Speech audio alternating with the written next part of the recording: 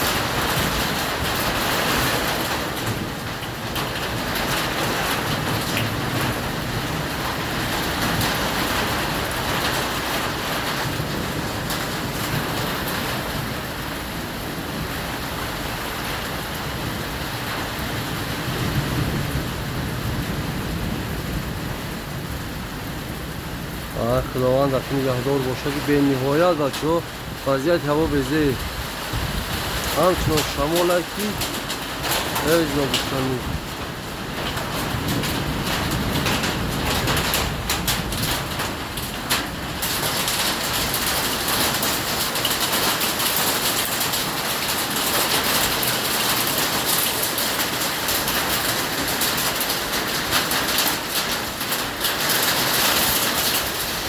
canları var.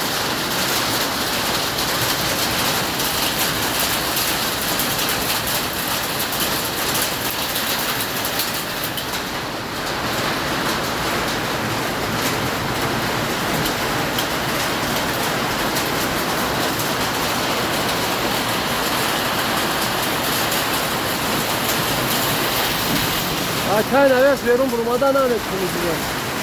Canımız yola ki tezmi nigah cümle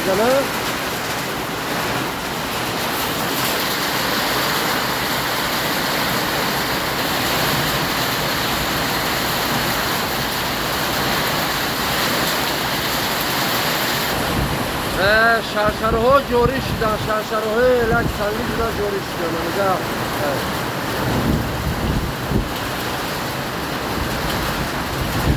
خداوند کریم عاقبت که بخیر بیارد وضعیت رو بده بشود درم را همه سل میاد